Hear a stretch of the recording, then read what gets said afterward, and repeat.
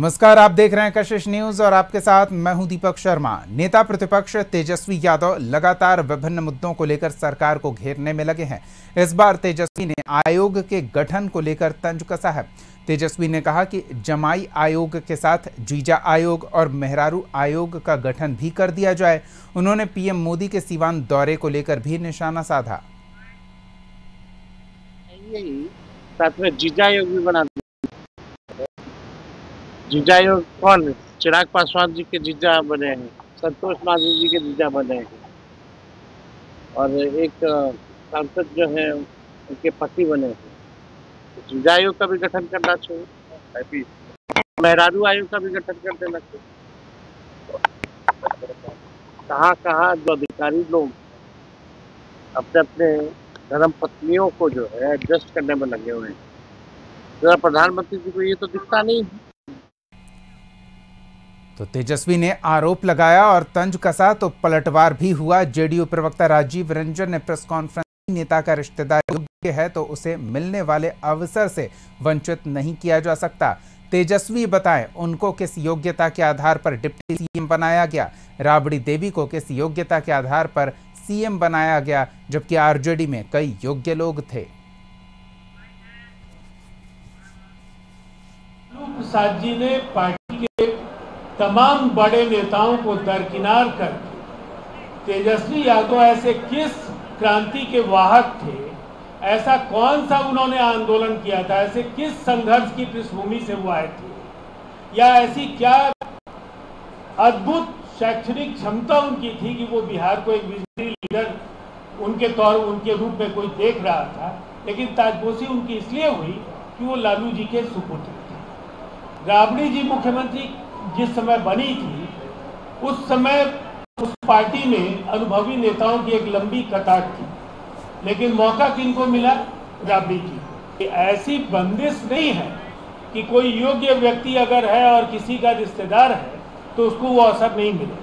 हाँ, अयोग्यता जरूर एक सवाल है और इस सवाल का जवाब तो राजद के नेता बेहतर तरीके से दे तो इधर मंत्री विजय चौधरी ने भी तेजस्वी के तंज पर पलटवार किया। कहा कि बिहार तरक्की कर रहा और ये विपक्ष को नहीं दिख रहा, वो मुद्दे अलग बात करेंगे, यही उम्मीद है।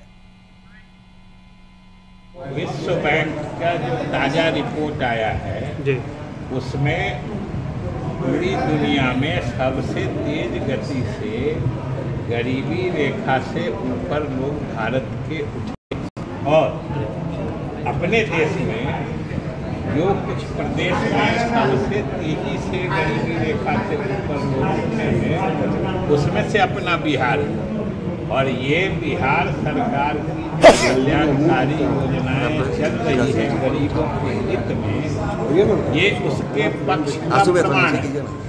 तो ये बिहार वासियों को बताने की चीज़ है कि भाई ये पूरे देश और दुनिया में जो आंकड़े एकत्रित किए गए हैं उसमें बिहार सरकार की उपलब्धि सराहनीय। चलिए सीधे सहयोगी आशुतोष के पास चलते हैं और उनसे समझते हैं कि एक और आयोग के गठन को लेकर उनमें जिन लोगों को पद दिया गया है उन लोगों की सियासी गलियारों में रिश्तेदारी को लेकर तेजस्वी यादव तंज कस रहे हैं, तो उसी अंदाज में उतने ही तल्खी के साथ पलटवार भी हुआ है। आशुतोष। नहीं, बिल्कुल बहुत ही दिलचस्प लड़ाई चल रही है, सियासी लड़ाई चल रही है। फैसला जनता को लेना है कि कौन सही है और कौन गलत है, इसमें कोई दो राय नहीं है। तेजस्वी यादव ने कई सवाल उठाए हैं क्योंकि बोर्ड आयोग में कुछ मनोनयन ऐसा हुआ है जिसको लेकर के ये लगता है कि कहीं ना कहीं वो परिवारवाद के चेहरे के रूप में सामने आए हैं। अगर मृणाल पासवान की बात करें जो चिराग पासवान के रिलेटिव हैं, या फिर जीतन राम मांझी के दामाद की बात करें, या फिर सायन कुणाल की बात करें, तो बहुत सारे ऐसे चेहरे हैं। ऐसा लग रहा है जैसे परिवारवाद के रूप में ही वो चेहरे बोर्ड आयोग में उनको जगह दी है।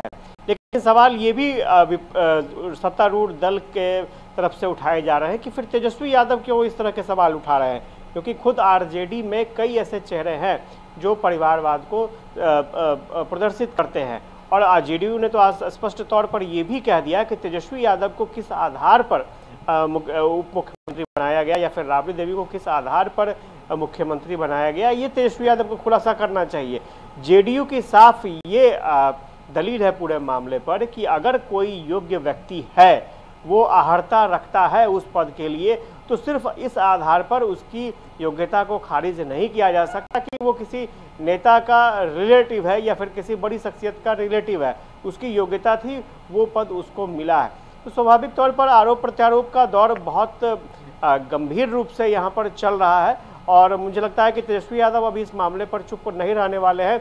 लेकिन इतना ज़रूर है कि एनडीए भी अब इस मामले पर तेजस्वी यादव को उसी अंदाज में घेरने पर लग गई है। लेकिन इस आरोप प्रत्यारोप के बीच किसको फायदा होगा, ये कहना थोड़ी जल्दबाजी होगी। जी बिल्कुल, लेकिन इन चीज़ों को लेकर जिस अंदाज में तेजस्वी हमला कर रहे हैं और पूरे उनके परिवार के सदस्यों की योग्यता पर उनके विपक्षी खेमे के सदस्य सवाल खड़े कर रहे हैं, ऐसे में लगातार तेजस्वी यादव की योग्यता पर, उनकी क्षमता पर सवाल खड़े किए जा रहे हैं। और चूंकि एक संभावना ये भी है कि महागठबंधन की ओर से तेजस्वी ही चेहरा होंगे, तेजस्वी ही नेतृत्व की भूमिका में होंगे, तो शायद इस वजह से हमलों की तल्खी और ज़्यादा बढ़ती दिख रही है। स्वाभाविक है, इसमें कोई दो राय नहीं है। चुनाव है और चुनाव से पहले मुद्दों को सभी तलाश रहे हैं और मुद्दों के आधार पर ही आपने देखा कि बीजेपी ने एक मुद्दा हासिल किया। जब बाबा साहब भीमराव अंबेडकर की तस्वीर लालू प्रसाद यादव को दी जा रही थी, थोड़ा डिस्टेंस था, पैर के पास तस्वीर थी, बीजेपी ने उसे मुद्दा बना लिया। स्वाभाविक तौर पर तेजस्वी यादव के हाथ एक मुद्दा लगा है और तेजस्वी यादव को लगता है कि इन चीज़ों को उठाने से पब्लिक का सेंटिमेंट या फिर पब्लिक की सहानुभूति तेजस्वी को मिलेगी। तेजस्वी वो काम कर रहे हैं। साथ ही साथ एनडीए के पास भी कई ऐसे सवाल हैं जिसको एनडीए के नेता भुनाना चाहते हैं और तेजस्वी यादव पर वो सवालों के बौछार हो रहे हैं। तो पहले भी कहा कि ये आरोप प्रत्यारोप का दौर है, फैसला जनता को लेना है। जनता क्या सोचती है कि आखिर परिवारवाद का चेहरा कौन सा दल बनता दिख रहा है या फिर कौन सा गठबंधन बनता दिख रहा है, फैसला पब्लिक को लेना है। लेकिन इतना ज़रूर है कि अभी फ़िलहाल इस तरह के हमले होते रहेंगे और इस तरह की कमियां भी खोजी जाती रहेंगी ताकि चुनाव में अपने प्रतिद्वंदी को धाराशाही किया जा सके, जनता के बीच में उन्हें कटघरे में खड़ा किया जा सके।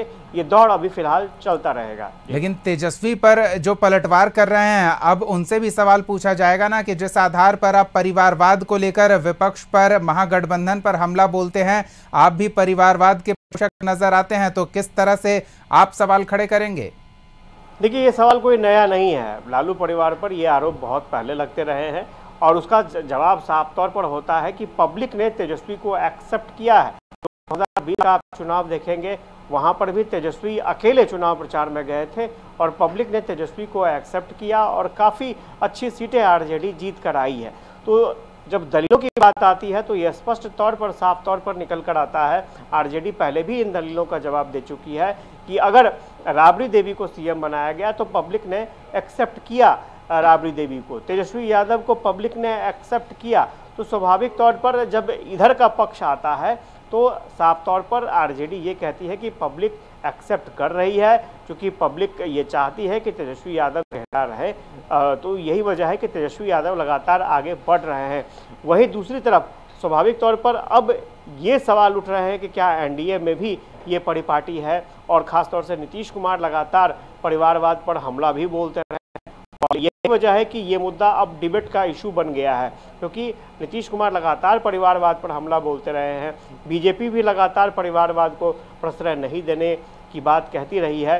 लेकिन जब कुछ इस तरह के उदाहरण सामने आते हैं तो स्वाभाविक तौर पर एनडीए को भी जवाब देना पड़ता है और यही वजह है कि दोनों गठबंधन के बीच आरोप प्रत्यारोप का दौर जारी है। देखना होगा कि आखिर पब्लिक पूरे मामले पर क्या सोचती है। चलिए, नजर बनाए रखें आशुतोष। फिलहाल इन तमाम जानकारियों के लिए बहुत बहुत धन्यवाद। तो अब हर मुद्दा जनता के बीच पूरी तरह से साफ है, आरोप प्रत्यारोप का दौर चल रहा है, हर व्यक्ति सामने वाले खेमे पर उंगली उठा रहा है, लेकिन इस बीच उसकी ओर भी 3 उंगलियां हैं, इसे नज़रअंदाज किया जा रहा है। लेकिन जनता कुछ भी नज़रअंदाज नहीं करेगी, वो फैसला लेगी आयोगों में किसे जगह दी जा रही है, सियासी खेमा जब टिकटों का बंटवारा करेगा तो वहां किसे तरजीह दी जा रही है, इन सब चीज़ों पर जनता की अब नज़र रहती है और वो विचार कर ही अपना फैसला तय करती है। हमारी भी नज़र बनी रहेगी। फिलहाल समय हो चला एक छोटे से ब्रेक का। ब्रेक के बाद आपको दिखाएंगे कि महागठबंधन खेमे में बिहार और झारखंड के बीच बॉर्डर पर किस तरह से झगड़ा होता नजर आ रहा है। बने रहिए हमारे साथ।